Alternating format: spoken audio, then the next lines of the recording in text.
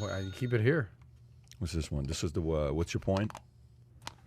PBD, we're live. batteries. Oh, it's run out of batteries. Let me see this thing. Maybe you're not doing it Are we right. officially live or not? Whoa, We're officially live. whoa. Okay, episode number 62. Whoa. Adam. How we doing? Tom. Good morning, friends. We How got are a ya? lot Let's of get the things energy to cover. up in here. Let's get the energy up in Get the here. energy up in here. Let's huh? go. Let's get it Adam started. Sosnick. No, Tom. Tom, change it up. Stick to the case studies, bro. No Okay. comedy, no singing.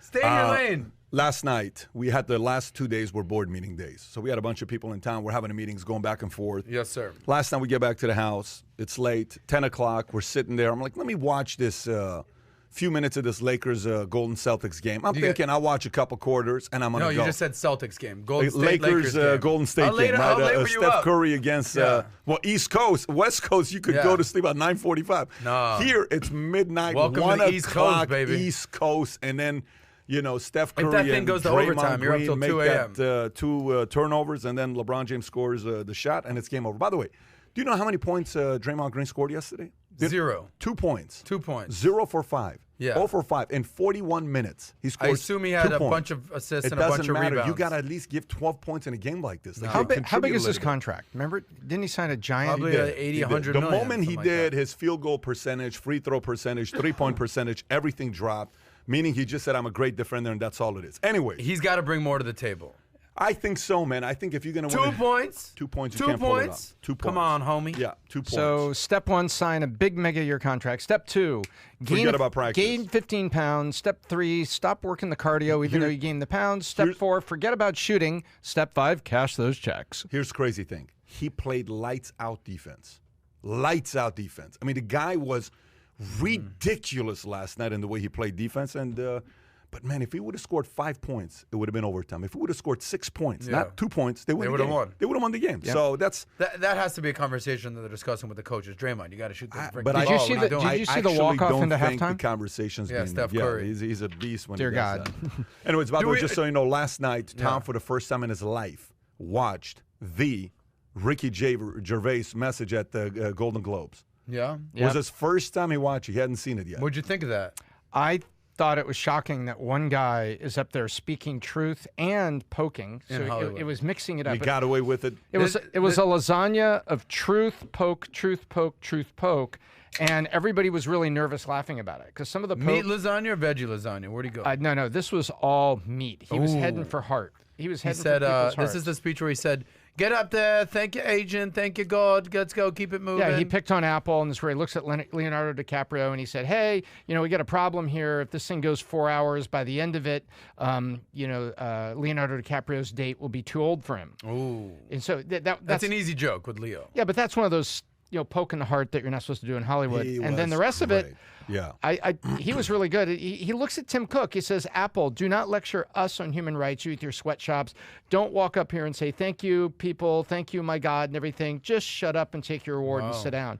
And that one I thought was, wow, that was like right for the heart. I just thought of something. What? He's on the troll list, but like a professional troll. Oh, Not I would put he's him like there. a likable I would troll. By the way, somebody said yesterday, he says, you guys forgot to talk about 50 Cent as a troll. He's a troll as well. Likable. 50 There's Cent likable is a- trolls and there's unlikable Yeah, trolls. 50 Cent is a troll. And yesterday, Jake Paul. after the conversation we had, we talked about Jake Paul and Tekashi. Yeah. There's feud between the two Trolls guys. find Yeah. trolls. So Two trolls they're under a bridge. trolling each other. Isn't Time to pay the 20%, troll isn't toll, 20% Nancy. of all rap lyrics trolling in some way? Tom, question for you. Why do Shit you like talking. Tekashi's music so much? Yeah, why What that? is it? Like, every time I'm in the car with you or listening to it, what it is the it about his lyrics? music? Is it the beat? What is Is it? it family friendly? Is it stuff you listen to you leaving the church? Why do you like Tekashi's music so much? What I love about it is the melodic themes wrapped around the Texas blues, and it just works. Yeah. That's yeah. it. That's it. That's it. That makes a lot of sense. Okay, so a lot's happened the last 48 hours. Yes? That's A true. lot has happened the That's last true. 48 hours. Too much been happening. I got a haircut. Adam got a haircut, right? Yeah. Well, we paid some different prices from what I understand. Here we go. There we go. I need a So haircut. I go to get a haircut from this guy. Love this guy. Yeah. Great guy. I had Rapatoni make a video to send to him for me to go to get a haircut. And the time comes to pay, $72.10. I'm like, $72 for a haircut. Not tip. What was it, It's 10 cents for? 72. It's $70 plus $3 for the fee. So 3 times 70 is $2.10. So $70. Carry the 2. And there you go. I'm like, okay, fine. I can respect the $2. $72 for a haircut. $72.10 for the haircut. All right. By the way, here's the first thing I thought about when I left. And we talked about it after. It says, why do you have that reaction to it? I said, look, I've never paid $72.10 for a haircut, and I've had a lot of great haircuts. Tell me how you determine your pricing. He says, well, you had an appointment with me. And by the way, this guy's a diehard valuetainer, great guy, sweetheart of a guy. You know, we had the other day, we went and met him, nice guy. And he did a great job. Michael sent me a video. I sent it to him. I said, $72.10, not including tip. He says, yes, because it's appointment only. I said, so let me look at the haircut. Everybody else was $30, $35, kids $25. Oh, so there's pricing on the wall. Pricing's on the wall, but not the $72.10 pricing. Let's hear this. So I go all the way down, and on the bottom it says if you have an appointment, it's $5 on top of whatever it is. Okay, so if now it's you're $30, at 39, $35. Okay. Appointments, no problem.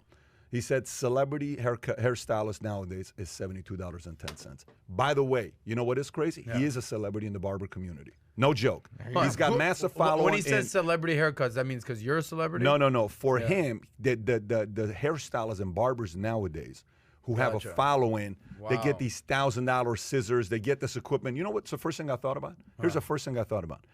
Every time I go to get a haircut, I always ask myself, why do barbers do it? Because think about the math. $35. Let's just say you work at a place, $35. The owner takes what part of 35 I think like 50%. No, something. I don't know. Say the owner takes. You got to pay a fee for a chair fee. Of course, that's the part. Yeah. Say the owner takes $20. Okay. Say you take $15. You keep $15 of it because you got to pay the rent. Say you get another $10 tip. That's $25 an hour. $25. It takes an hour to give a haircut. Assuming you give 8 in a day, that's how much money in a day? $200. $200 times 20 days in a month is what? $4 grand a month. 4 grand times 12 is what? 48 grand a year. So the fact that he got paid $48,000 a year, a good barber makes. Renting a good chair. barber makes. Right. It's not a big money. It's not big money. I would think it's more than that. To do the math for me. I don't know. You just did the math. I don't need to duplicate it, but I thought it'd be more. So that's the point. Yeah. A barber at $35 is only making 50 grand a year. So when he charged me $72.10, I went in the car and the first thing I said is, I'm actually happy prices are going up for barbers. No, hell no. Let me tell you why. Let me tell you why. The fact that there is tiers that people are willing to pay this kind of money for somebody that does high quality hair. You do the math on the $72.10. How much does he keep on $72.10? Take the tip, 15 additional bucks because you do 20%. So it's thank you. Whoa. So it's $86. Okay. Shout out to Caroline. Shout out to Is Caroline. it cold? What is going on here? So say it's $86. Yeah. Out of the 86, he keeps 60. So he does 8 haircuts in a day. That's what? $480. Times 20 in a month is what? 10 grand a month. Now the hairstylist is making what? 6 figures. Good for him. So, but even at $72 haircut, a great barber only makes 6 figures per year. Okay. Think about that They number. work when they want to work. They're not doing I don't know hard about labor. that. No. Here's what I want to find out. Yeah, I don't know about There's that. a lot of jobs in America like that. How much do you pay for a haircut? I pay about $35. $35. Not- You're in Texas. Not complicated. I go. The most about I've ever paid is $35. Yeah. Okay. Yeah. Most ever. Well, you're in Texas. Yeah. In LA, I assume when you were living, living your life in LA. Same girl cut my hair for 10 years. I would love to hear from our audience, ladies and gentlemen, how much for the guys, obviously, because women are. I more actually want to expensive. know what is the most you've ever paid for a haircut, and give us the city and the state. But I want to know just on average what they pay. What do you pay, Adam? What do you do? Who do you got? Well, he cuts himself. Yeah, Save that money. He it's just goes up and says, "Kai, cut my hair." It's usually he tells 30 Mario, do this here. Watch his how-to video on YouTube, and then every time I see him in the kitchen together. Yeah, me and Mario. Well, they usually it's about $35 for a haircut. It's about $70 for celebrities. D-list celebrities are about $25, so I pay about $25. You're not a D-list celebrity. Yeah, Is this a person you're going back to? In Like this you've got office, a regular. You're an. I swear to God, folks, if you were here on a daily basis, Adam's probably the biggest celebrity in our office. Yes or no? Is he not the biggest celebrity in the office? You gotta do what you Employees gotta are taking pictures with Is this Adam. like a regular now? You have a regular Okay, let's haircut see here. person It's a thing. you It's go a to? big Let's see deal. here. It's a big Let's deal. see here. I don't know if you heard. I've noticed over time they're slowly getting better. I don't know if you've heard, but I'm kind of a big deal, Okay, Ron Burgundy. Armando Lapeda says $40, including beard. Can you tell us where, what city and state? Yeah. Wilberto Rodriguez said $60. I want to know where. Did you say including beer? Beard? Oh, okay. 72 is too much. Just Nah, they do $40 for a 20 haircut, cuts day, including a beer? $25, $30 including tip. Hancho Cheese got $45. LA, $50. Brian Solaris is the highest one so far. This one guy says 15 Dogecoin. 15 Dogecoin. That's what? That's Last about week. $750. Mobile. Okay, here we go. Adrian Brannigan.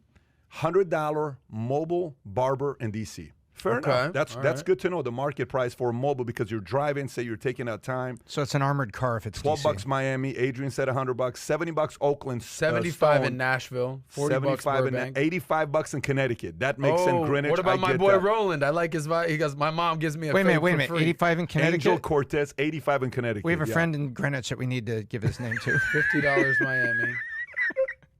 And it's mobile. He'll come to you. Greg, I'm begging you, go to this guy that's $100 and $85 in Connecticut. Adrian Bennigan, $100. So you know what? Listen, there's some people that are $50, $95 in Melbourne, Australia, and if you want him to fly out to you, it's $3,000 for that haircut from Australia. What else we got? So listen, but Qantas has got summer deals. Yeah. $25, $35, you know, $50 at home appointment in Santa Barbara. Daniel Castillo, family cuts it. So you're looking at $50, $60. You know, you don't see a lot of 70. But I did the math yesterday, and here's what happened when we left. He says, Pat. Yeah, it's aggressive. I'm sitting there. He says, Pat, give us some ideas here. Give us some wisdom. We got a big vision. Here's what I told him while we're with him yesterday. Okay. And by the way, today we're going to finish the podcast at 10:30. So if you're with us, hit the thumbs up button. So we got to go join rapid it, fire. subscribe. We got to get time on a flight, then we'll be out of here. We got appointments to run as well. Here's what he asked me at the end. He says, Pat, give me some feedback. What do you think I should do? I said, okay.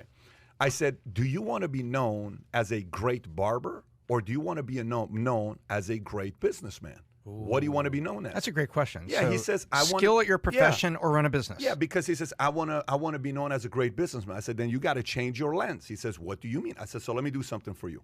So I step out. I said, I want you to think I'm a celebrity barber, okay? And I'm in Boca. I'm a celebrity barber in Miami. I'm a high premium like you. I'm in Boca. I'm checking out my competition. I decide to come and get a haircut from you. I walk into your barbershop. Everybody knows, so they're sitting there, they're listening. I say, yes. So I open the door, I walk in. I said, if I'm a celebrity barber and I sit here, from which lens am I looking the entire store here? He says, what do you mean? I said, if I'm a celebrity barber, I'm probably checking out your scissors. I said, I'm probably looking at your $250 scissors. He says, Pat, that's a $1,000 scissors. I said, great. I said, if I'm a celebrity barber, I'm watching how you do the fade. I'm watching how you talk to your clients. I'm watching your style. I'm watching what products you use. I'm watching the kind of stuff that you have there. Do you do massage at the end? Do you have a washing at the end? Do you have beers? But I'm watching the way you cut your hair if I'm a celebrity barber, because I'm watching your abilities, right? He says, yes. I said, let me go outside and come back in.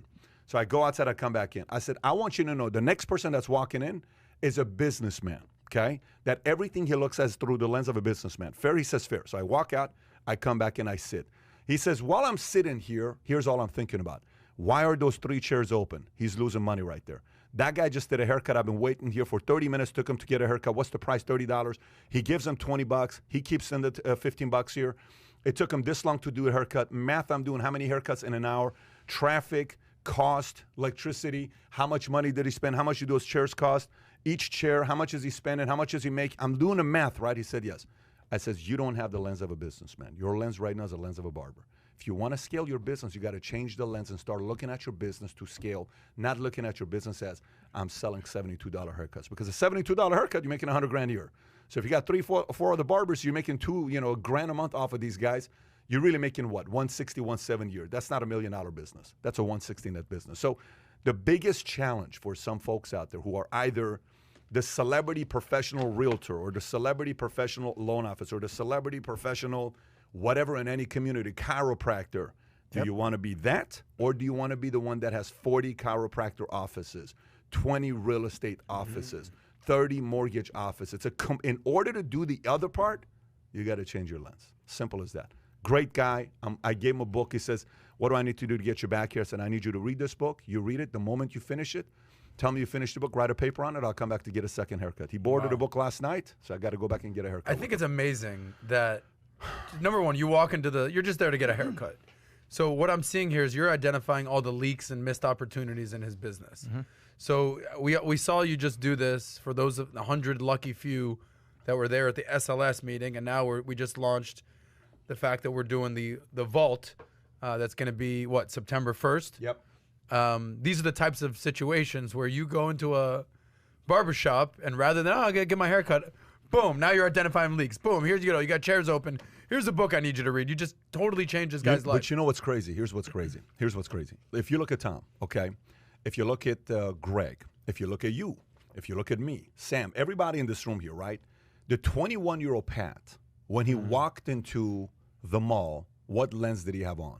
What do you think he was looking for? Just looking to buy some I shit. want to look No, cool. what are you I'm just talking hanging about? out. The 21-year-old Pat, when he walked into the mall, You weren't buying anything? the 21-year-old Pat walking into the mall is only looking for tight jeans, nice legs, nice. That's You're all. looking for chicks. That's my only Oh, okay. lens was Gotcha, that. So gotcha. it was All the right. lens, right? See, I gave you a little more credit than that. But all right. You think too highly of me at the 21-year-old. The 20-year-old, I didn't have a lot of priorities. So There you go. So then you look at another person that goes in. So everything about everything we do, okay? A mother walks into a place, okay? And they look at the living room. A father walks into the living room and says, oh, my God, look at the view. Look how sick this is. Look at the hotel. Look how sick the window is. A mother walks in and says, oh, look at the edges of that table. If the kid hits his head, we got it. That's the part. If we can change the lens, and the lens changes. By the way, half the battle with what we got in America today is we got some screwed up people with lenses. Correct. If we change the lens, we'd actually get along and have good discourse and good discussions and debates together. We have the wrong lenses on. Tom.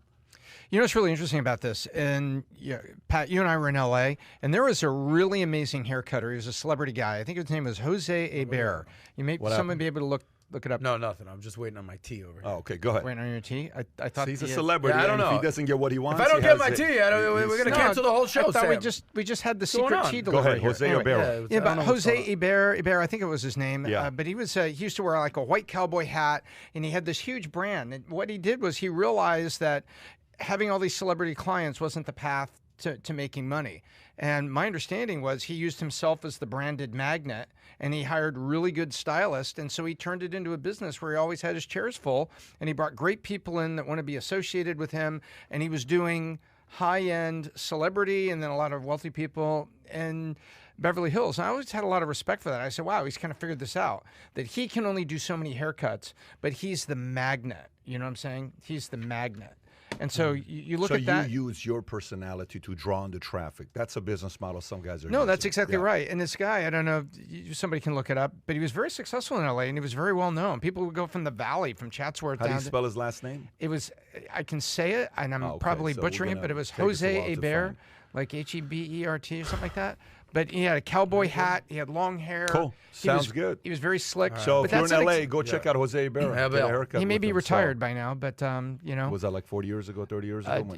No, it's back when I was in high school, 72 years ago. So Years ago.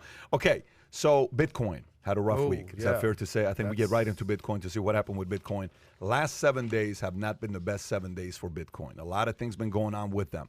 The cryptocurrency market suffered a sharp sell-off on Wednesday. Its value has now tumbled by 47% in the last 10 days. The market cap for global digital currencies came in at $1.35 trillion on Wednesday, down from a peak of $2.56 trillion on May 12th. The most recent plunge was triggered by the People's Bank of China announcement that digital tokens can't be used as a form of payment by financial institutions. Bitcoin at one point fell as much as 31% to $30,000, while Ethereum slipped by 44% to $1,900.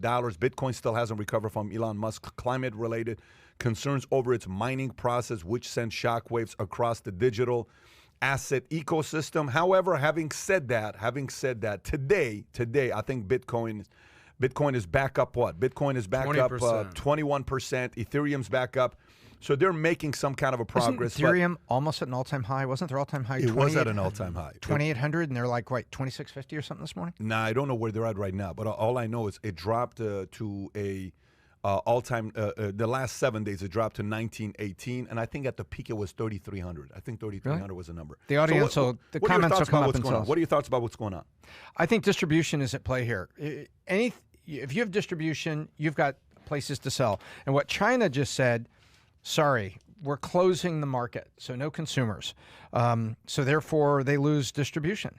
And when you have outlets, you have everything. Remember in the beginning when Dish Network and Tesla and people said, we're going to take Bitcoin. Now you've got distribution. You've got, this is why Diners Club. What's Diners Club? It's a dead credit card, right? American Express, the sticker on the window, American Express accepted here, MasterCard, Visa. That was the war on credit cards going through the 80s, and distribution was everything. And what's happening right now, crypto's going down because if there's not outlets that'll accept it, the value, the relative value is going to go down in terms of, spendability. And so I think China And also Tesla said, hang on a second, we're not going to take Bitcoin for a while. Maybe it's power reasons, but I think there's a lot of distribution. If it's available and trading, and it's in your PayPal, it's in your Coinbase, and you can use it anywhere, it's got more value. And I think what they have this week is a social thing on the mining and the electricity, but also on distribution. China saying, made in China, don't use a Bitcoin. Adam, what do you think? Well, I agree with Tom. There's two major stories that moved the markets this week. Number one was China, for sure. Everything you just said about basically their not being able to make payments. And then number two, obviously we've touched on this with Elon Musk. Everything that he did since his SNL appearance, everything that he did to basically dismantle the belief in Dogecoin, everything. So, but I think this is good. I think this is good to have a shakeup in the market like this, because there's basically two types of people. There's the hodlers that have been holding Bitcoin since 2012, 2015, 2017. Whenever they got in, they've been holding. And then there's the speculators who have been just kind of, along for the ride. And if you got in basically this year, because think about it, and you've touched on this the last time we spoke, how many people got a stimulus check and pumped it right into the markets or Bitcoin or whatever? A lot of young people, according to surveys, right? So when all you know is up and nothing, you bought in at 15 or 20 and you got it to 60, and you put in 10 grand and now you got 50 grand, whatever the number is, you think this is a magical Bitcoin ride, like a Aladdin magic carpet ride. But the reality is markets go up, markets go down, assets go up, assets go down. So it's basically a lesson of how much you can stomach. So I did an episode on Bitcoin when it reached the $1 trillion market cap, about basically what the big boys are doing. FTM, follow the money. What are the big boys doing? Tesla at the time and other companies in that realm were putting 3 to 8% of their cash reserves into crypto. Okay, cool. So use that as an example to set for yourself. As a marker. As a marker. All right, so the big boys are using 5%. You got $1 million to put 30 to 80 grand in. Cool, whatever. But I did interview a bunch of people at a crypto conference. I'm 99% crypto. I'm all in on crypto. Yeah. I don't use cash anymore. Yeah. Okay. Well, I hope you can stomach a 40% drop, a 30% drop, a 20% drop in a week. So it's basically. If you're 22, what is a 22-year-old worried about? If you're 25, yeah. If you're 45 with kids, with a family, and you're 99% crypto, it's a gamble. Right. And it's a pretty big gamble. Well, you know this. Everything when it comes to investments comes down to asset allocation. By the way, somebody just said Ethereum was at 40. I want to be very accurate here, folks. We said 3,300. Tom threw me off. The highest Ethereum's been is, let me look, it says 4,300. So continue, you were saying. No, basically, you worked, what was your first job when 9/11? You were with Morgan Stanley. Morgan Stanley. Okay, gotcha. So you started off in the investment 4165, all-time high. They teach you about asset allocation and a diversified portfolio and the 80-20, balanced portfolio, 80% stocks, 20% bonds, whatever it is. And then there's the 3-fund portfolio where you've got, your S&P, and then you get your international, and then you've got your bonds, what have you. In my opinion, crypto does need to be a part of your portfolio at this point, and it's just about how much you can stomach. So for me, 5% is my number. All right, cool. I'll put in this, I'll put in that, but for the most part, I'm all in on the S&P and what have you. So you just got to ask yourself, how much are you willing to stomach with this crypto ride? Because it was at 60 grand, now it's at 30 grand, and this is all within a month or two. But I think one thing for sure that you said this the other day, is blockchain here to stay? Yes. It's not going away. Is Bitcoin here to stay? Yes. Are NFTs here to stay? Yes. It's just establishing, the market value of these things. Yeah, right? the price point. The real argument that is made sometimes, is it an investment if it's a currency? Is it something that you put in and you say, hey, this is a form of an investment or a currency? It's a different topic there, right? If a currency is being treated like a stock, it's kind of weird if a currency is being treated like a stock that, hey, I'm going to invest into. You don't say, I'm going to invest into. I understand there is a foreign currency, folks. I get Forex. People are big. You got to do. But Forex guys don't make 350% in the last 12 months. You don't hear a number like that, right? If you do, it's typically you're a little bit of lucky and some stuff you got going on. That's the only challenge you see with this. By the way, the other day, Edward Snowden, I don't know if you saw what he said. He said the best thing they could do for Bitcoin is to keep it private, not keep it public. Yeah. So that's what it was built for. It wasn't built to be public. It was built to be private. And to him, he says, I'm a holder. Yeah. I have crypto. I'm in with this. I'm part of the group, but I don't like the fact that it's public. I want it to be private. Why is he saying that? Actually go to why he's saying that. Maybe long-term he's worried about regulation. Maybe long-term he's sitting there saying, man, the more, you're sitting there saying, dude, this was created not for me to be a billionaire. This was created for me to be private, for me to keep my life private. Now everything is public. Everybody can find it. I don't want it to be public. I want it to be private. So and when an Edward Snowden says something like that, I mean, the guy's got access. People kind of pay attention to it. So my biggest concern's been the same. It's not changed. You're just seeing how volatile it is. And quite frankly, for those guys that are going long on it, if you dollar cost average at 30,000, goes back to 64, you just doubled. If you believe in dollar cost averaging. If you don't, you're part of another community that's anti-Bitcoin. You're sitting there saying, I told you so, I told you so. We're going to find out what's going to happen. Everyone has, at this point, for the last quarter, everyone can say, I told you so. If you're on the, I love Bitcoin. But to be honest with you, more that I told you so is for the people that are in the crypto community. Oh, totally agree. Yeah, and I'm not part of that community. Yeah. I'm not part of that community. I'm right in the middle. I have very little in it, right? But I'm right in the middle. Yeah. But I respect their opinion and how they, are true believers in what they're doing. So we're going to see what's going to happen with that. Totally agree, Pat. For the last 6 months, the crypto guys could sit back and be like, I told you so. But for the last week or two, the people, the Peter Schiffs of the world who are like, no way, this is crazy, this is too volatile, this is speculative. Yep. They can kind of say, I told you so. Quick shout out to Eddie89, just gave $50. He sent me a message saying, man, I want you to wish a happy birthday to my friend George from Australia for Sunday, George. From Ramin, Edgar, and Sergon. Chayat PBD. My man, happy birthday to you, George. I wish you nothing but the very best. Anyway, so let's talk about some UFOs. You okay with that? Oh, my goodness. Let's talk about some UFOs because it's been, Tom was begging. He says, Pat, we have to talk about UFOs. Thank you. And so let's get right into it. So here we go. UFOs, as in us and explanation. UFOs, us, an explanation. UFO, us, yeah, an explanation. I see what they did there. Tongue twister right there. And you know who did that? That's Tom Zenner did that. Oh. Senator Marco Rubio told 60 Minutes. Senator Marco Rubio told 60 Minutes the UFO is real and the Pentagon needs to investigate. This is a VT Post story.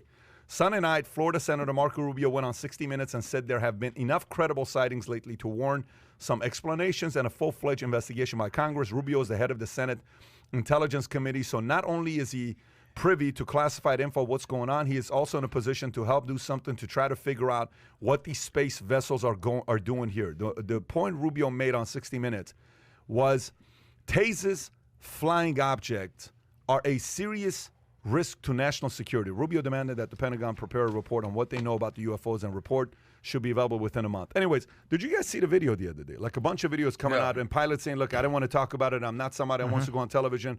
But I tell you, we've seen some weird things out there. Where are you at with UFOs, Tom? You and I have never had this conversation before. When you got blasted up to space and the aliens did the probe to you, what were your first thoughts?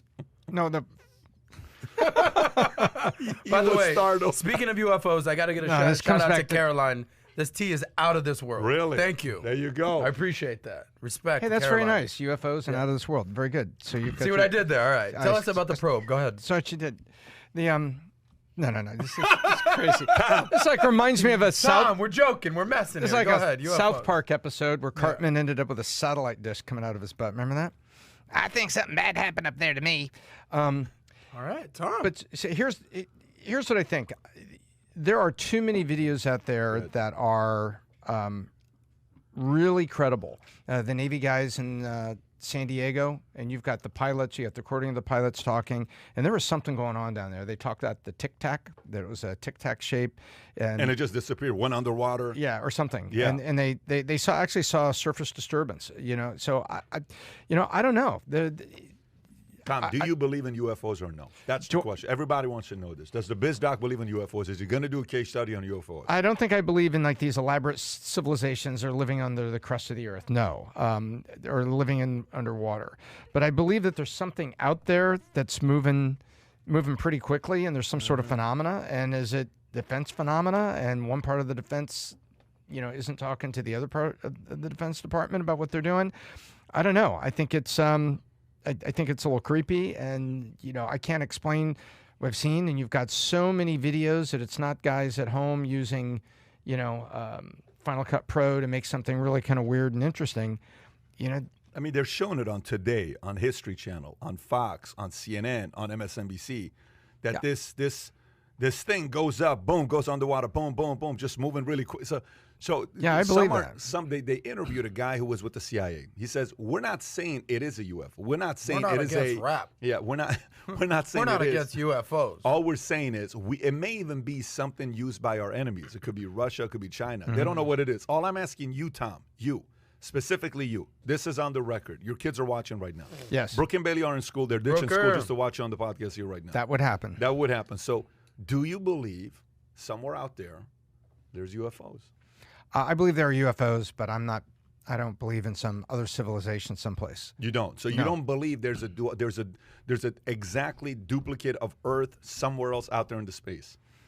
Well, if there is, I want to go find the me that's out there and ask him if he's in trouble with his wife too. So, it's, wow. How about you? What would you tell no, me? I'm not. No on civilizations, but yes, that there's phenomena and these things that are flying. There's something real. Here's what I trust in. Okay. Here's what I trust in. Here's what I trust in. Okay.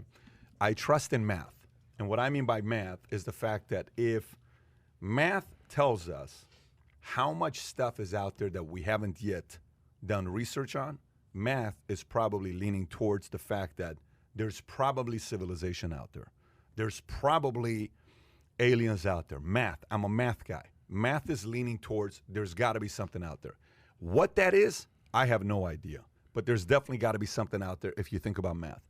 So you know how underwater, you ever seen the movie Megalodon? I don't know if you ever seen the movie Megalodon. Yeah, with the ridiculous shark. So what's more real? You believe more a Megalodon exists or UFOs exist, Tom? Megalodons or UFOs? Folks, if you're Megalodon. listening to this. Megalodon. Today, though. Today. Not years ago. No, I think Megalodon. Today. Do we have a Megalodon today? Yes. Or do we have UFOs today? No, I'm I don't going think with the so. I don't big-ass think there's a shark. Loch Ness monster. I don't think there's a megalodon. but You don't believe there's a Megalodon? No, not down there. You today. believe there's More than an alien, yes.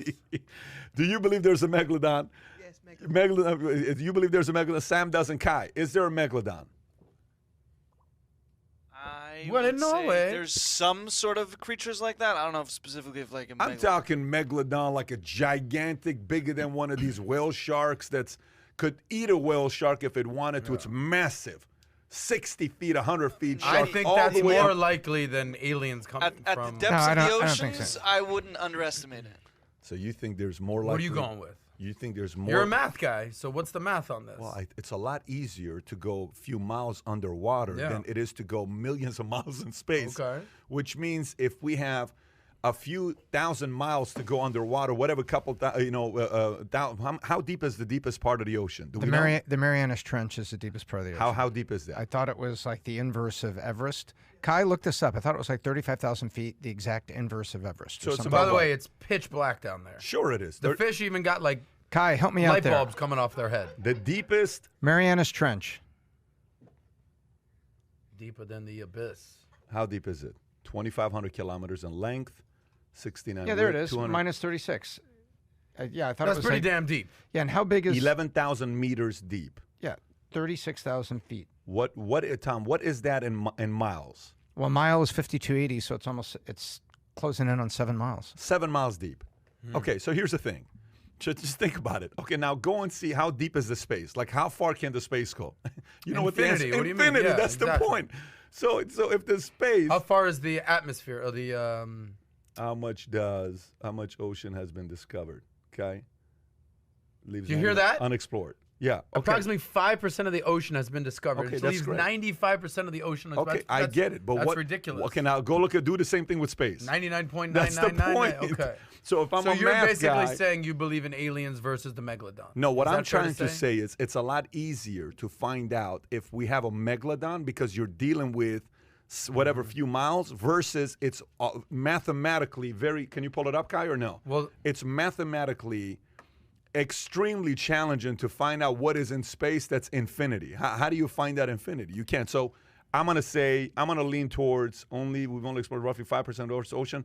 Yeah, and then we've explored an infinitely smaller percentage of space. So I'm going to say there's more likelihood to be aliens than a megalodon. That's what I'm banking on. Okay. What are the odds in Vegas, by the way? What are the odds in Vegas? Is Vegas saying megalodon? Well, I think or you just UFOs? did it right here. You've got this.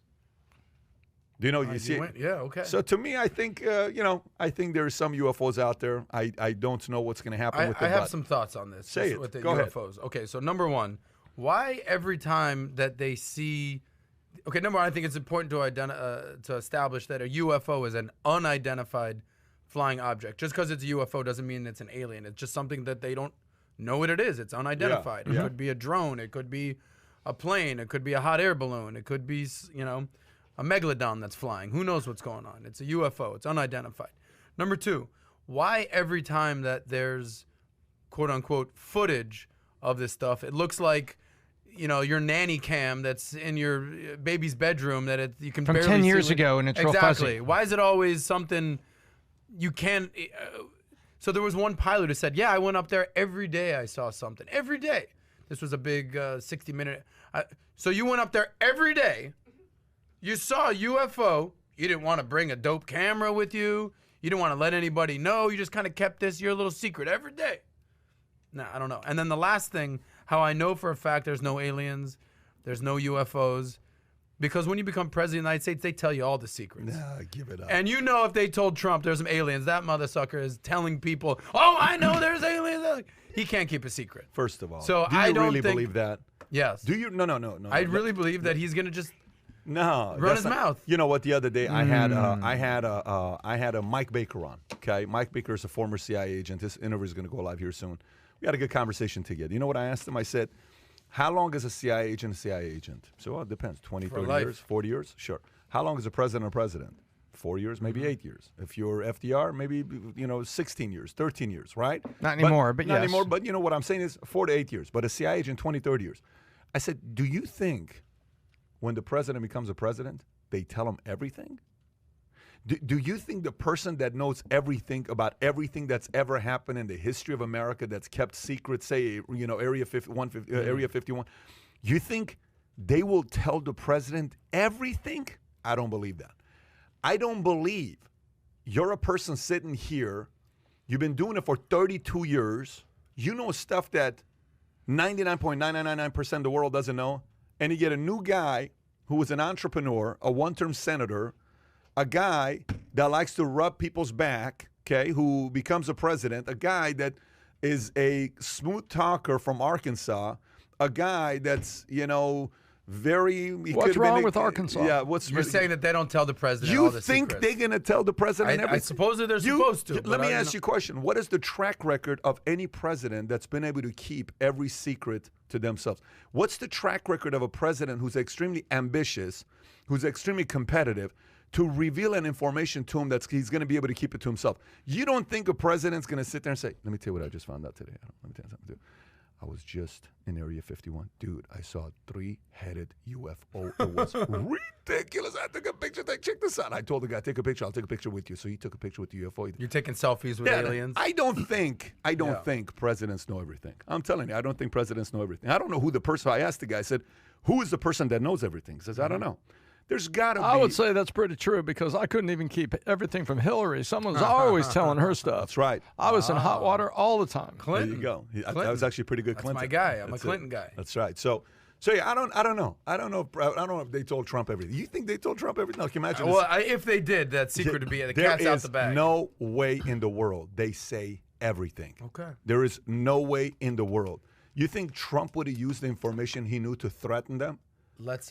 Hey, look, this has been going back since Kennedy, and we'll stay away from conspiracies and stuff. But JFK said that he was very concerned about the clandestine side of the CIA because it was this inherently super secret part of the U.S. government that was set aside from Congress, and it was set aside from the president. It was set aside from Senate. Senate declares war. Congress makes budget. President leads a nation with vision and, certain legislative agendas with it. And so he was pointing out, here we are, this is the checks and balances, the bicameral system of government, and we have a Supreme Court to help keep us all honest when the big arguments break out. Meanwhile, over here on the other side of the Defense Department, you've got the clandestine CIA. And it was JFK that said, this is bad. And so I'm with Pat. Not only do they not tell the president, they don't tell them anything. They don't tell themselves By the anything. way, I don't think it's a good strategy to tell the president. I don't think so either. I don't think it's to me. You know. No, I'm backing you up and saying JFK was when I the one talked that was to Jonah saying, Mendes. but he thought it was dangerous. By the way, in somebody ways. said Trump started Star Force. Let me give credit to the person that Space said Force. it. Space Force. Blah, blah, blah. I think I'd love to get our audience. No, this opinion. guy wrote Star Force. He said, Okay. "Didn't Trump create Star Force?" Obviously, he's Space wrong. Force. Yeah, Yeah. yeah. But I'd love here's to the get thing. our. Okay, go ahead. Sorry. Yeah, if you're listening, I'm actually curious to know. Go ahead, Adam. I'm curious. No, to I know want to what- see what our audience has Yeah. to say. Do they believe in aliens or not? Yeah. If you believe aliens exist, press thumbs up.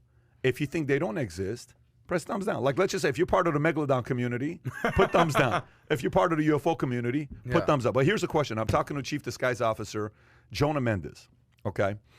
And what Jonah Mendes did is she would make a mask looking like you and walking and sitting right next to President Bush. And President Bush would think Adam is in, and it looks identical to you. And there's even a picture of her doing A this. mask of who? A mask of anybody's face. Prosthetics. She did. She was Yeah. a chief disguise officer of the CIA. That was her job. What a job to Gangster. have. Exactly. Wow. 28 years. Her and her husband, by the way. Okay. So Imagine anyways, the role play they had imagine. going on. I said, do you guys even trust each other if you're married to each other? It's He's like- 32 years, you're 28 Yeah. years. How do you Mr. and trust Mrs. each other? Smith. Yeah, exactly. That's what Can it you was. be that Paulina Portocosa or whatever you that kinda put Nautilus that- tonight? Can you be So, that I girl? know who you're looking so I at. asked the question. I said, so here's a question for you. He says, what's that? What are the great qualities of a CIA agent? Greatest CIA agent ever. Mm-hmm. What are great qualities of a CIA agent? She said, it's very simple. Very charming. Great salespeople. Wow. Incredible with people. They know how to get Interesting. you to like them. You'll love them. They're extremely ambitious, but there's one thing they have that the rest of the world doesn't have. I said, what's that?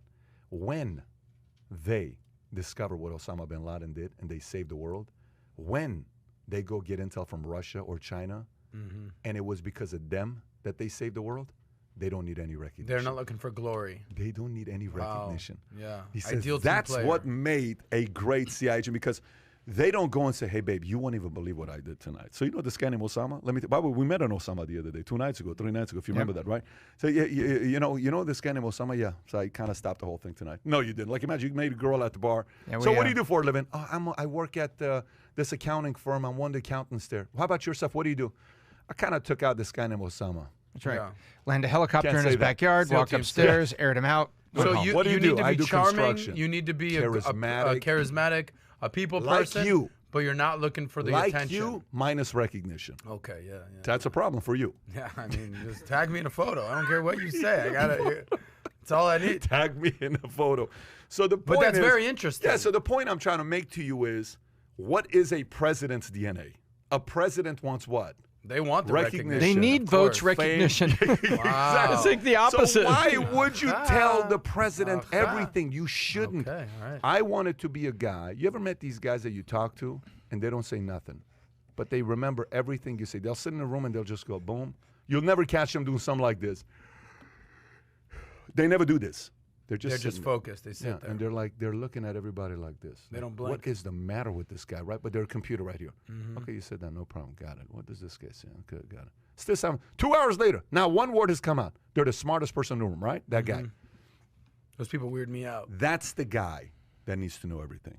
Mm-hmm. That's the guy that works for the CIA for 33 years, that has no aspirations of being a Comey, no aspirations of being on TV, no aspirations of doing anything like that. That's the person. What motivates that type of person? No, it's a DNA. It's a wiring. It's not about motivation. It's just it is who I am. It's a wiring. There's not no one can make you be like that. I can't make her be like that, him be like that, Tom be like that. You're either like that or you're not like that. It's purely your DNA part. So all this stuff you read about, well, the president, the day you get, voted in, they tell you everything.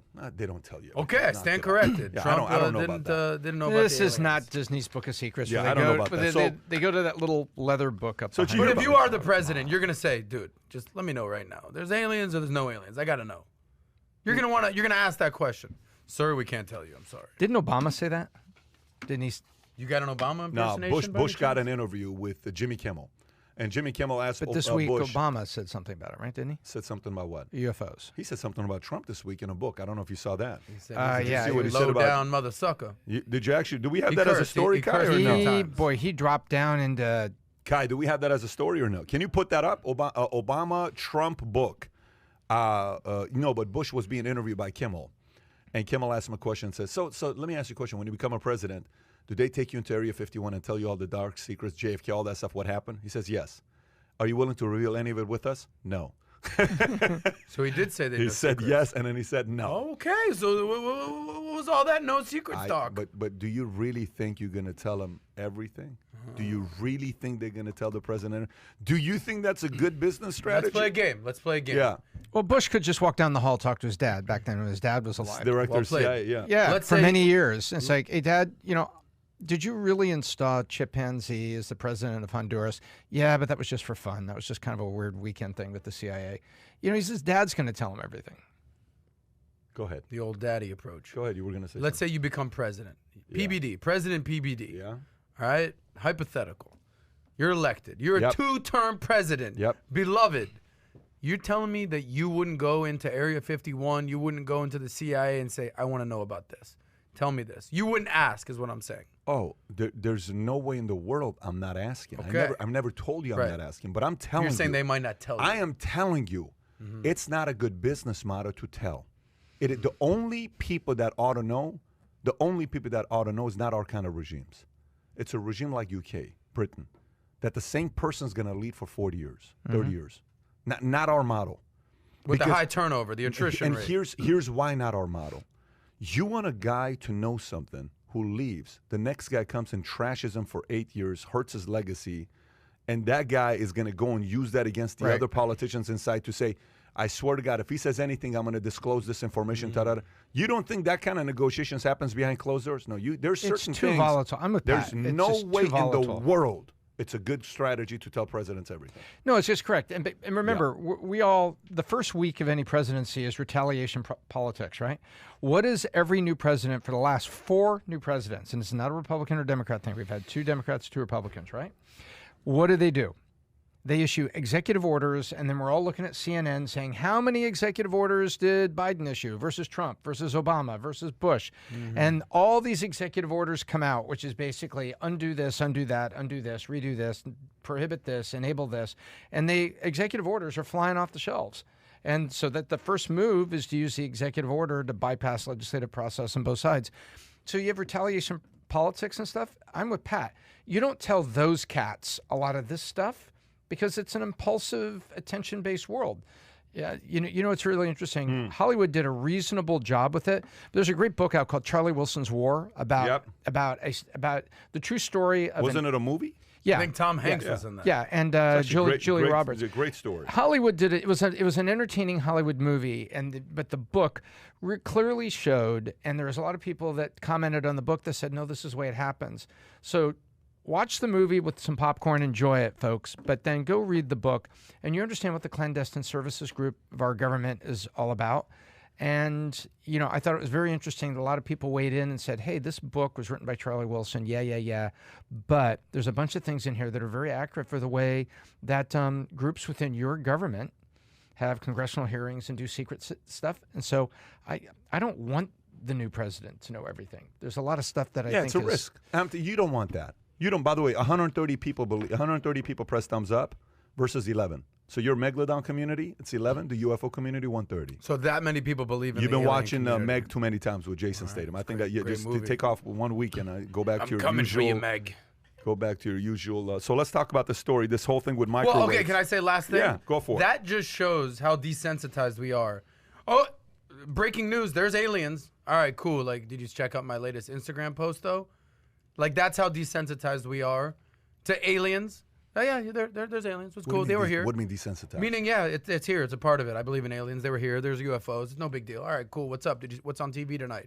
You see what happened in the Lakers game? Yeah, aliens. Where you think it ought to be on everybody's If there's mind. aliens, this is a sort of a bigger deal than what happened in the Lakers game last night, in my opinion. What a direct call out. You freaking guy. So Yeah, I you're went telling there. me I it's went more there. important than a Lakers highlight game Yeah, last night? yeah. Shame on you. The basketball community is very disappointed in you right now. Anyways, going back to, so if you, it sounds like you're a little bit worried right now. I'm getting a feeling that you're a little bit concerned. About the And, aliens? Or yeah, about the like Megs? maybe life is going to be safe or not for you. Is there element of this concern? is how desensitized we Okay, are. so you're talking about more desensitized. It's going to be all right, Adam. We're going to figure this thing out. I think we're going to be okay. I Yeah, mean, okay, I watch let's The pull up the Notebook every story. night. Let's pull up the story. So this story of Guardian. U.S. officials confirms 130 incidents of mysterious Havana syndrome brain. If we can flip it so people can see the article as well. So if you want to go a little higher, U.S. diplomats, spies, and defense officials have reported serious symptoms, and some within the past few weeks. There are more than 330 incidents of unexplained brain injury known as Havana syndrome among U.S. diplomats, spies, and defense officials. Some of them within the past few weeks, it has been reported. The New York Times said 3 CIA officers had reported serious symptoms since December following overseas assignments requiring outpatient treatment at the Walter Reed Military Hospital in Washington. One episode was within the last 2 weeks. The reported number of cases is about 70 more than had previously been acknowledged. Mark Zed, who represents some former official afflicted by Havana syndrome, said he had been contracted by more people who believed they had been affected by it. The numbers are definitely increasing. He said the U.S. officials confirmed that there are continue to be fresh cases under review that have cautioned that the publicity given to previous Havana syndrome cases. Okay, so go a little lower to see what else is down there. And anything down there, go a little lower. The evidence for microwave effects of the type of categorized as Havana syndrome is exceedingly weak. Roll for roll to foreign policy. No proponent of the idea has outlined how the weapon would actually work. No evidence has been offered that such a weapon has been developed by any nation. Extraordinary claims required extraordinary evidence, and no evidence has been offered to support the existence of this mysterious weapon. Okay, interesting. You think these weapons are being used, Tom? So there's 2 things in this article here. One is you've got a bunch of very professional people being examined at Walter Reed by some very good doctors that say something definitely happened to me. The second half of this article is the evidence for a microwave weapon is not there. So, okay, so maybe it's not a microwave weapon. But the point is there's something going on that is a different form of device or technology, or maybe it's just, remember the... Can I pull up the Fox News story? You had a couple guys in Russia that died when, KGB operatives just sprayed them with, plutonium that's atomized, and it gave them radiation sickness and killed them over time. So these folks are talking about Havana syndrome. I think there's people there that are really sick. I think it's not a coincidence that it happened at a government building. Is it a microwave weapon? I don't know, but these people got really, really sick, and I think there's advancing technologies out there in the spy community to kind of neutralize each other. Why is it called the Havana syndrome? Because it was at the U.S., was it the embassy outpost or the intelligence building? In Cuba? Havana? In Cuba. Havana's in Cuba, which is south of Key West. I've been there. Right, which is... You ever been? South of I've not been to Havana. Right. You stand corrected, sir. How far is Key West from... 90 miles. There you go. See? Welcome to Florida. Exactly. Took the picture. Republican and Democratic lawmakers are demanding answers about who is responsible for a growing consensus of experts believed are target attacks on U.S. diplomats. Kai, can you pay attention to pull that up, please? And national security officials using pulse microwave energy that many now believe was used as a weapon to harm American citizens. In December 2017, I made, which now is kind of the fateful trip to Moscow, explained Mark, a 26-year-old veteran of the CIA who was forced to retire as a CIA's official for clandestine operations in Europe after suffering a mysterious traumatic brain injury and debilitating side effects following a trip to Moscow in 2017. Go a little lower to see what else he says. Keep going, keep going. I woke up in the middle of the night with an incredible case of vertigo of what is that? How do you pronounce that, Tom? Tinnitus. Tinnitus. Which is ringing in the ears. Which is ringing in the ears. I was falling over. I was nauseated. There was no mistake that something really, really terrifying happened that night in Moscow. I had been in Afghanistan. I spent some time in Iraq. This was the most terrifying experience of my life, okay? And then go up, see if he says anything else as you go lower. The sea evidence was a Marriott near Hotel Embassy when he was attacked. This case of some of the symptoms described by 40 diplomats in Havana serving at the U.S. Embassy and dozens of U.S. diplomats serving in China who in 2016 began experiencing extreme vertigo and nausea, sometimes followed by a loud piercing sound that experts now believe was the result of directed radio frequency energy in the form of microwave. Huh. And by the way, this is not a Republican thing or a Democratic thing. Both CNN and Fox were talking about it, and both Democrats and Republicans are saying, can we look into this? I think there's 3 main points here, just to break this down. Number 1, is Russia shady? Yes. Number 2, does Russia do things to poison people and do Havana-like syndrome episodes? Yes. Number 3, I remember in the 80s, my mom would say, don't stand in front of the microwave. Boom, that's the final thing. Maybe you shouldn't stand in front of the microwave. I don't know how this is happening, but you put your cup of coffee in there, you keep it moving, you show, like for instance, they're all mounted above your oven, conveniently close to your head. Our friend Caroline just warmed up this tea. I don't know, I'm not feeling so good right now, but hopefully we're all right. Maybe she did a service. But I think isn't the point here Russia does some shady ass shit and everything anything. Is that what like the this? SAS stands for? Yeah, exactly.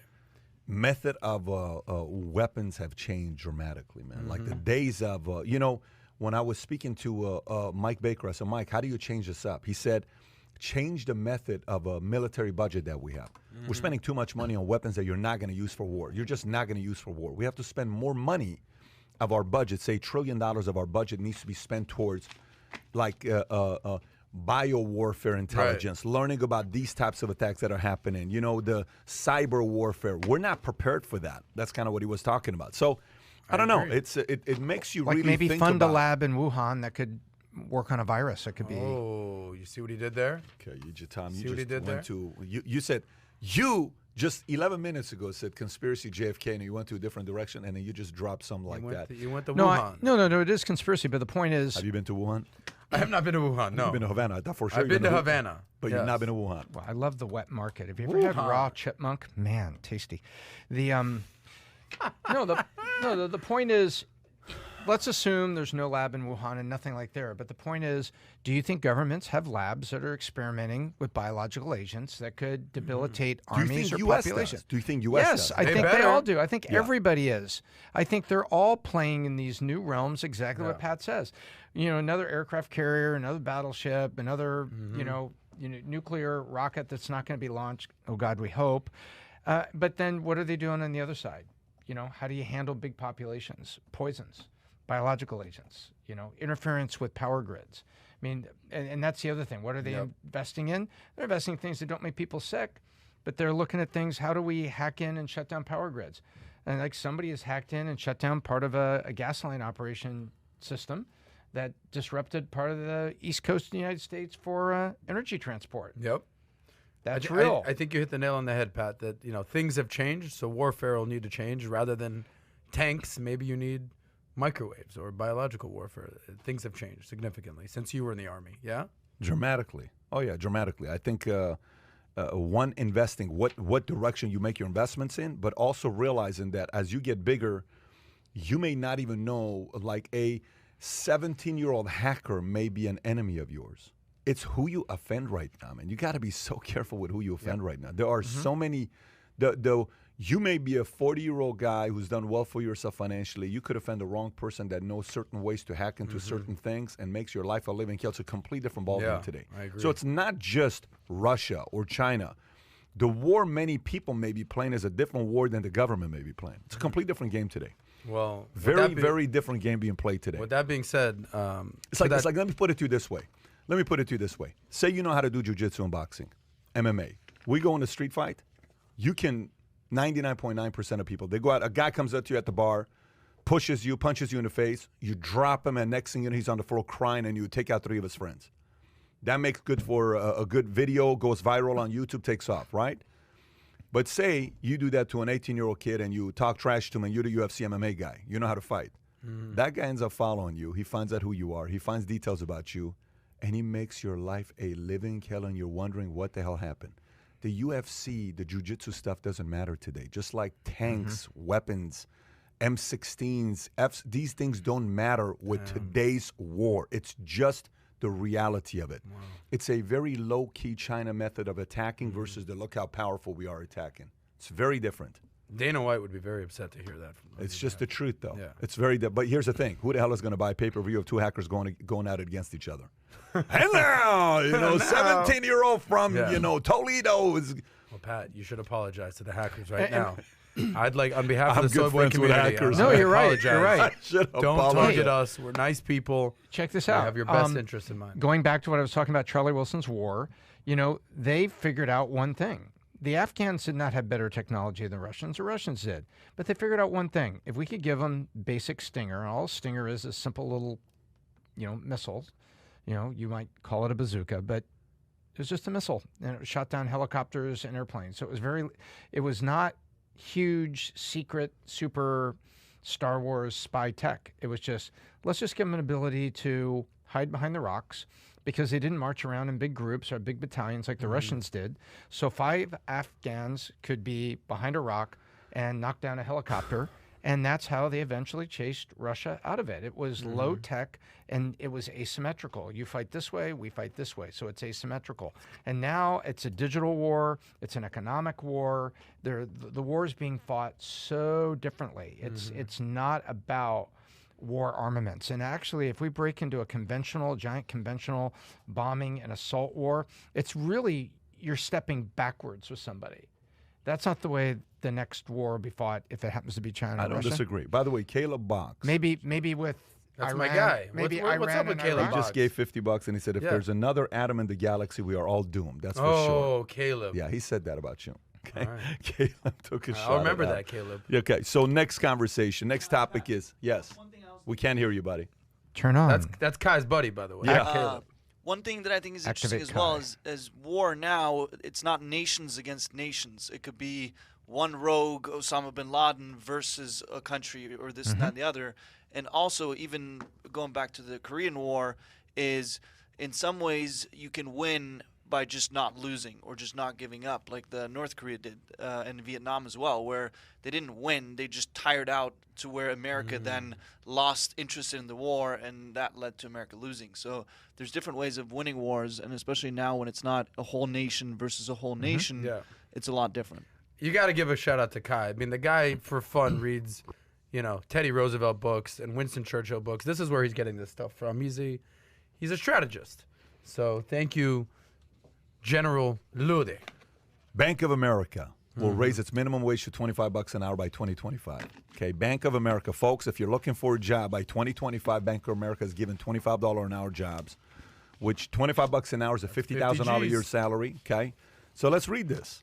Bank of America said Tuesday that it will raise the hourly minimum wage of its employees by 2025 to $25 an hour. It costs us a few $100 million a year, but it's an investment. The bank CEO, Brian, said. It's not the first time Bank of America has raised its minimum wage for its employees. In 2017, the bank raised its minimum wage to $15 an hour. 2 years later, the company announced it would lift all that level to $20 an hour for the upcoming 2 years, and so did the schedule now being with an increase that impacted more than 200,000 workers. Last month, Biden signed an executive order lifting minimum wage for federal contractors workers to $15 an hour in early 2022 from the current level of $10.95. Meanwhile, other banks are also raising wages, albeit not as aggressively. JP Morgan Chase announced 2018 that it would increase its minimum wage from $15 to $18 an hour for 22,000 employees, depending on their local cost of living. Citigroup raised its minimum wage from $15 an hour to $15 an hour in 2019. So $25 an hour.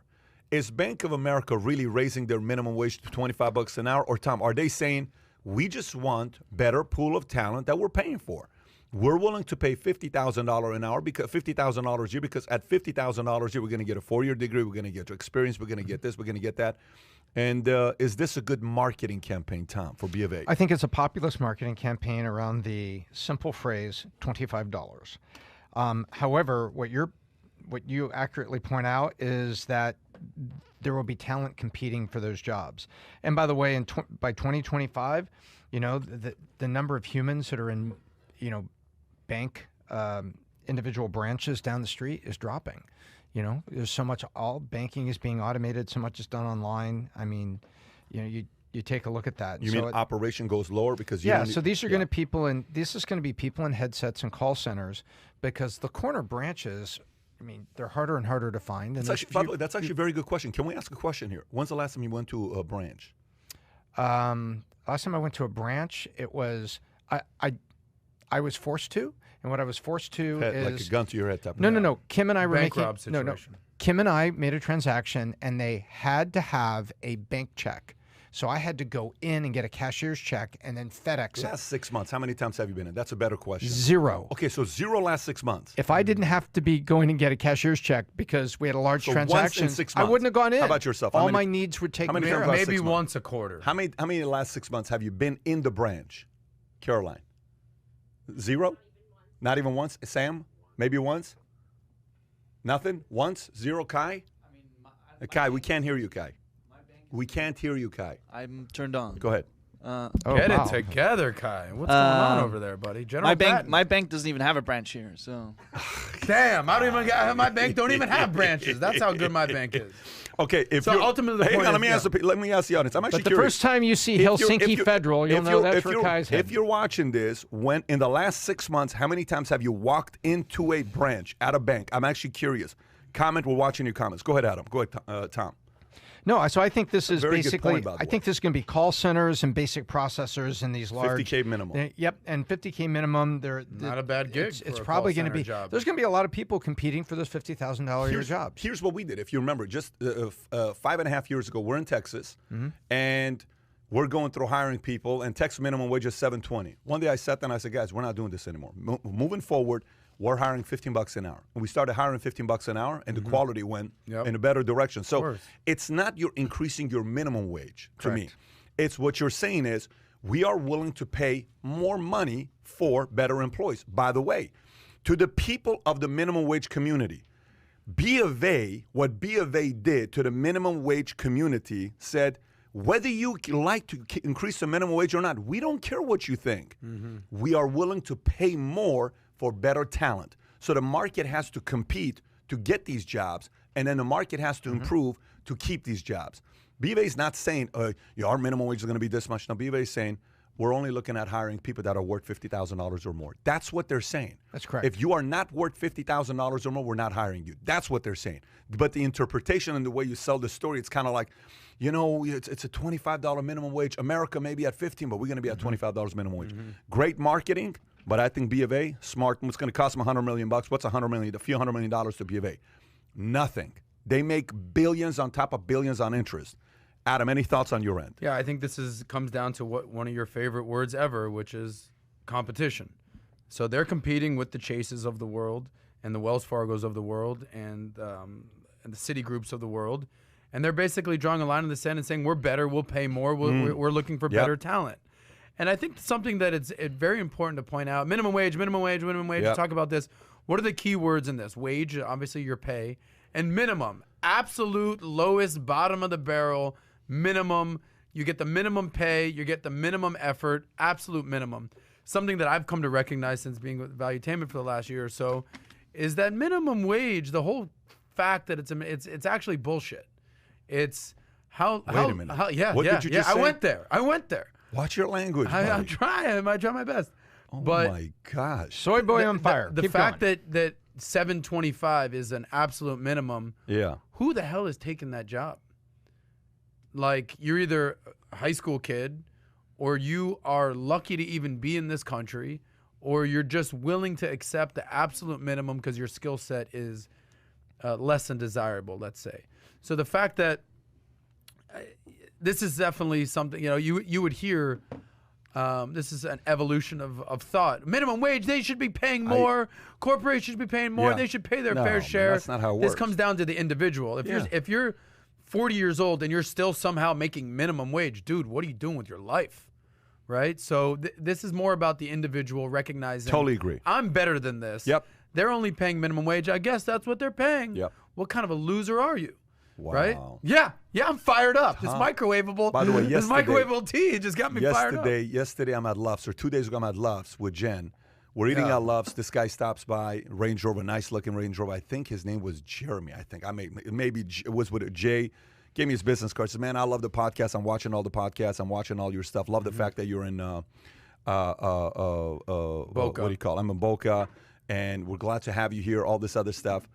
And I said, great. He says, by the way, it's great also watching a podcast with Adam. I said, tell me why. He says, because I've watched all the episodes, and I've seen Adam changed over the last 60 episodes. So people are seeing an evolution in our buddy here, Adam Sosnick, and we're working on Adam potentially one day running for governor in Florida the next 20 years. Probably not. Charming, however, charismatic, good-looking, well-spoken, sense of humor. And I don't need with the the right accolades. team I don't need behind the accolades. you. With the right team behind you, Pat. who knows, man? Governor with Sauce. There you go. With Pat behind you, you can go anywhere. You can do anything. But no, I think that's an important thank you to quote-unquote Jeremy for recognizing that.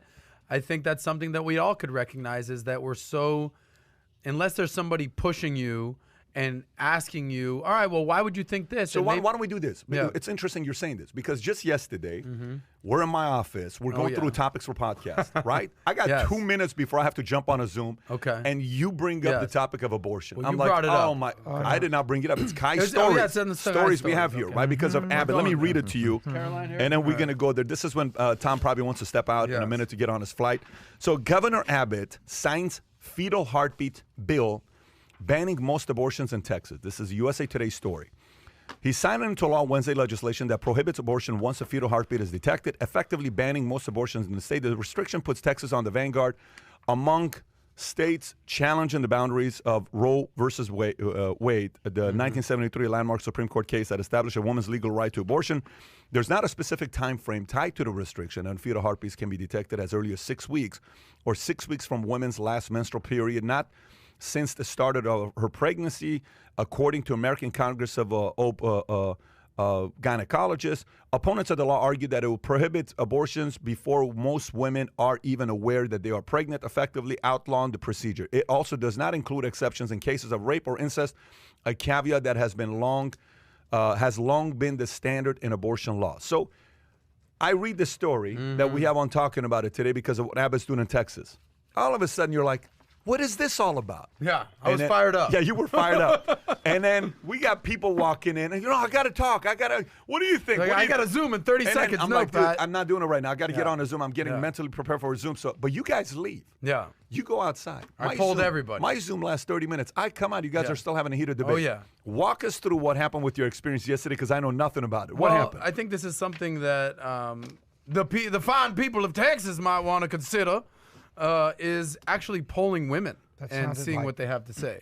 So I asked every female in the Oh, my office. gosh. I did. There's 8 to 10 ladies that responded. You're a talent. You're not an employee. Yeah. You're simply a talent. So Yeah. you're just talking to people. What right? does that have to do with anything? But it has a disclaimer. HR. You're a talent. Yes. Speaking HR, to people. Yes. HR did come up and That's say right. this is probably a little inappropriate. Because you're a talent. You're a talent. I'm a talented Okay. guy, baby. I'm asking questions. So what over here. happened? Tell us. So I asked the ladies in the room, ladies, what should be the drop dead cutoff point where an abortion is acceptable? Meaning, Here we go. okay, because initially I had a little longer approach. I said, I'm not going to reveal the number, but I said maybe, closer to 5-6 months, however. And they said, whoa, you crazy? You crazy? So I started getting women's feedback. Pay attention, Governor Abbott, women's feedback. And the universal number was, first disclaimer, women have a right to do whatever they want with their body. And that's the side that I'm on this. So for a government, especially Republicans who believe in individual freedoms and keep the government out of my life and keep them out of my bedroom and government shouldn't tell me what to do, but they're the ones basically implementing this 6-week regulatory law mandate, what have you. The resounding answer from the women here in the audience was basically 3 months. That because within 4 to 6 weeks, you might not even know you're pregnant, right? That's what women had to say. I've never been had a period before, although, some people might think I have. No, you haven't, but you often need Midol, my friend. Yeah. So the point is, and then I did some research. So I did the market research with the women. They said 3 months. And then here's the difference here, because there's a court case that's being taken up in the Supreme Court, Mississippi. Mississippi's basically saying 15 weeks is when the cutoff point should be. And there's actually something currently in the Supreme Court precedent called fetal viability, where states may not ban abortions before 22 weeks. So that's sort of the magic number, 22 weeks, okay? People are asking, where are you going with this? I'm People are actually going- asking a question. I'm going that this is a clear overreach. XMS that. This so go is ahead. this is a clear overreach Yeah. by the state of Texas to attempt to outright ban abortions, and they're suggesting 6 weeks. And last but not least, this is the twist that I also found out, that these state officials want to enforce this ban, but what they're enabling individuals to do is file lawsuits versus abortion providers, doctors, nurses, what have you, from individuals. Individuals can file lawsuits to basically have endless lawsuits, harassing lawsuits coming from all different angles to these abortion providers, rather than one major lawsuit where they could use all their resources to fight it. So they want basically all these lawsuits Kai, pull up what I coming just in, sent coming your out. way. Email. So I'm on the side of the ladies. I'm on the side of the 20-week suggestion. I think this is an overreach from Texas. Tom. I think Yeah. I think more deeply about this. I don't want the government legislating decisions on life, and I'll tell you why. You know, you take a look at Greece and the Netherlands, who have, you know, they're broke. Excuse me. They're broke and they can't afford to care for the elderly, and an elderly person that has no family around, you know, you get to this very slippery slope where elderly people with no family, no financial support, 85 years old, Alzheimer's symptoms, and they're like, well, guess what? We're done here. And, state can, push the euthanasia button. And I just don't think the government should be, legislating life. I think it's a very slippery slope. I also happen to think that that problem that we have, I think, is civilization, specifically America, on the issue of choice and abortion is, I don't think we love, people enough. And I think that there's been a great failure that we've arrived at a place where, out of a fear of responsibility, the ability to care and the ability to do that we think the only way out is to terminate. And I think that's terrible. I wish as a people we had the systems and the support and everything. I mean, I listen to the Christian community talk about abortion, and they want to give hey, let's give her a car seat and some diapers and stuff like that. Wait a minute. This woman's got a single mom, got to raise that child all the way up. We need to have a whole set of services that support her to help her to do that. And the childbearing thing is not on the men, it's on the women. They're, they have the child and they're carrying it. So I don't think government should be in these decisions. And I think we've really, the church and the communities out there have failed to really put their effort where their mouth is about, if you're going to say no abortions, you're going to care for people.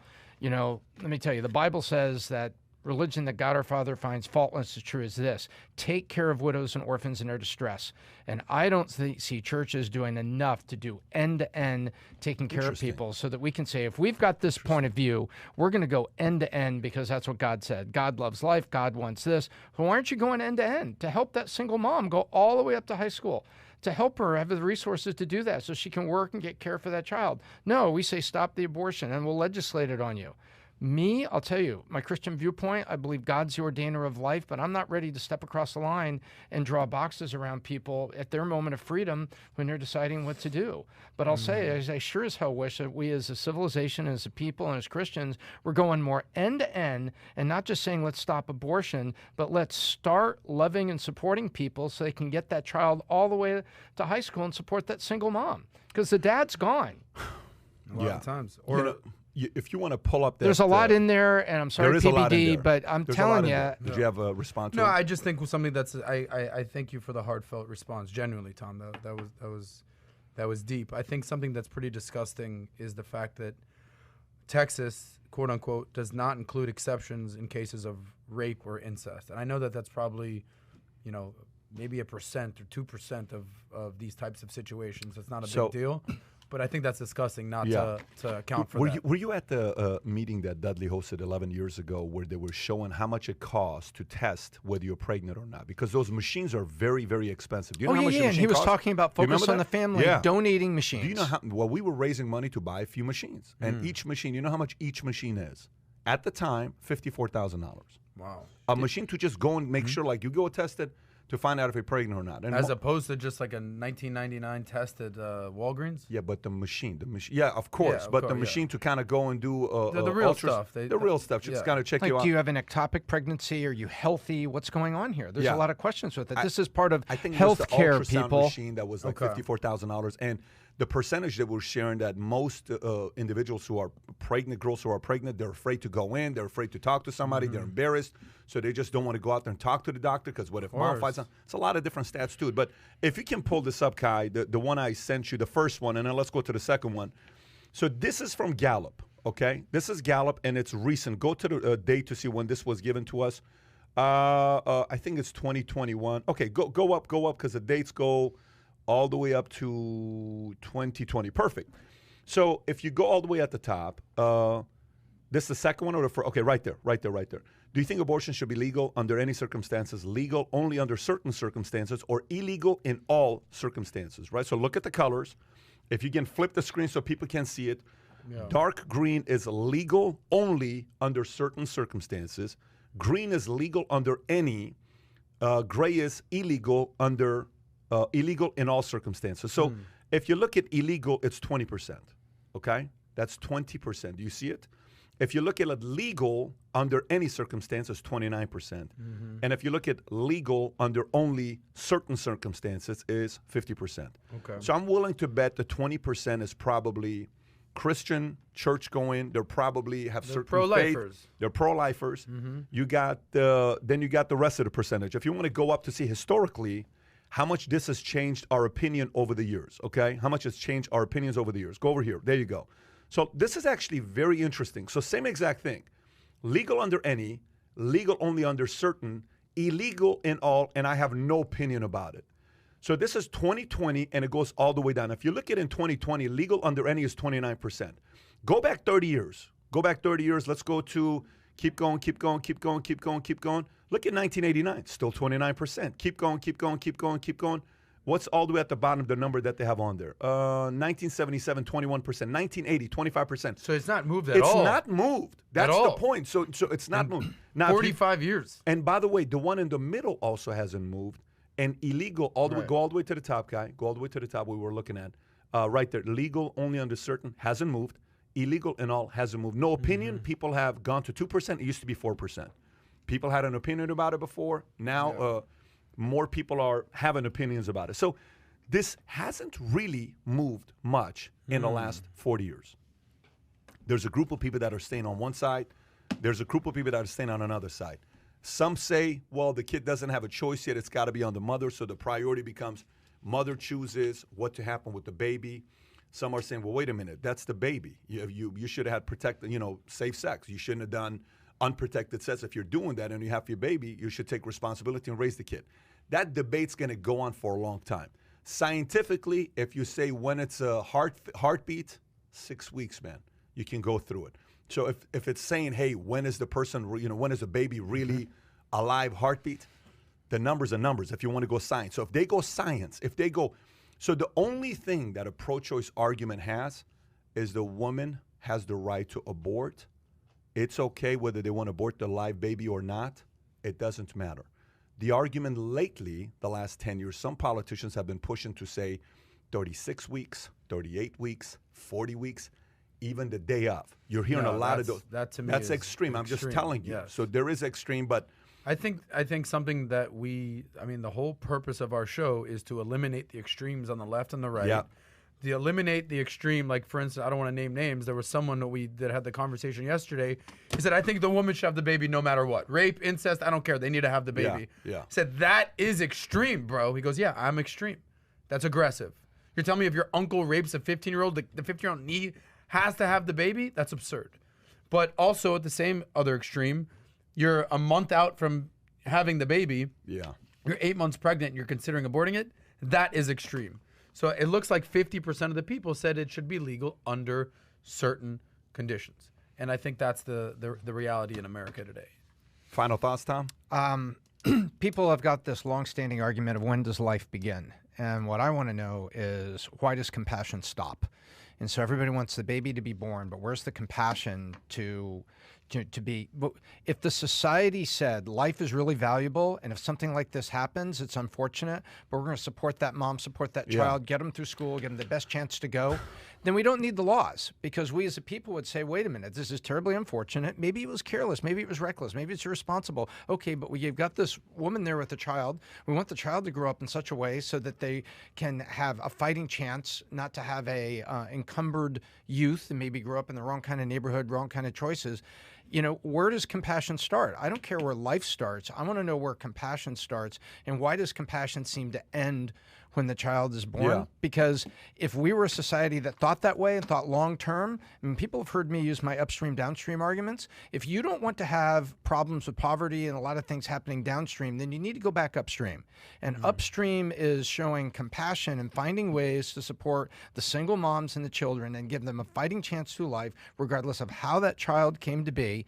And you don't need abortion laws, because people would say it's terrible it happened to you, and even, you really kind of did this yourself, that really wasn't responsible. But society, this is the way we feel, and this is how we're going to care, this is how we're going to do this, because the greater good is to give that child and you an opportunity to make it. We have a personal situation going on that it's. I'm not going to give the whole information, but it really bothers me, and it's one of those things where there's this kid that I just don't like the situation this kid is in. It's totally bothers me, totally. And we've been in this discussion about what we want to do, whether we want to adopt this kid or not, and the mom wouldn't do it, and the person's mom wouldn't. Anyways, we've been going back and forth. It's very, very emotional conversations that we have. On one end, you're hearing like how many people were accidental babies. Like, I don't know if I was planned. I don't know if you were planned. I don't know if you were. There were many kids that were not planned. It just kind of happened. There's a lot of people that, mom and dad weren't planning on having it at that time. Mom and dad, so how many of those people turned out to do something big in their lives? What do you do with those stories? But on the flip side, there's also people in America that are having babies because we pay $400 of benefit and welfare and all this other stuff. So it's a business model as well. So that's both extremes. Hey, have more kids. Every time I have a kid, I get paid $400 bucks. But that's a horrible business model. Because a kid costs a couple $100,000 from 0 to 18. That means you don't. If you get $400 a kid, you don't spend $400 on the kid. You only spend $200 on the kid, and you send him to public programs. You're a horrible parent. But that's also happening. Horrible. So a part of this, believe it or not, a part of this has to do with the tax system. I know this kind of went a completely different angle. A part of this has to do with the tax system.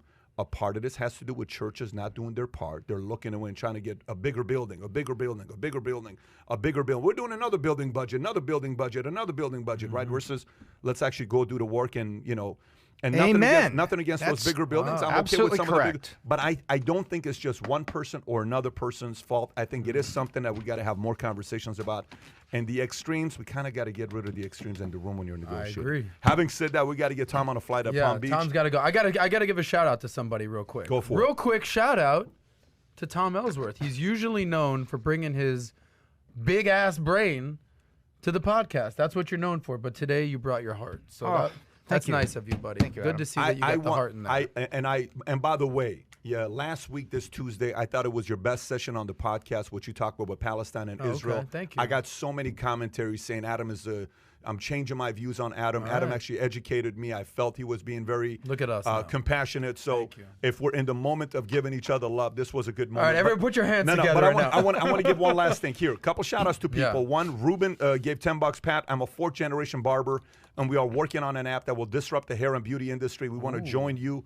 We want you to join the board. Love that. For $72.10, you can be on his app. Nicolo, Diversify is Key. Is Caitlyn Jenner serious or not? Interview her. Also, how come no Stop Jew hashtag or popping up? Pat, when are you having a conversation for Just Hands? I'll pay to go. Okay, fair enough. We'll think about that. After reading your book and watching you for over a year, my team believes you will be a great addition. Obviously, you will become a billionaire. Okay, great. I'm glad I'll be a billionaire. Caleb talking shit to you, which was great. And we had a bunch of other guys that had stuff but to he say. gave $5 to do it. $50 to do it. Gang, 50. have a great one. We're doing it again Caleb. next Tuesday, same time, Yes, sir. in the morning. Same Take care, channel. everybody. Bye-bye, bye-bye. Thank you all. Bye.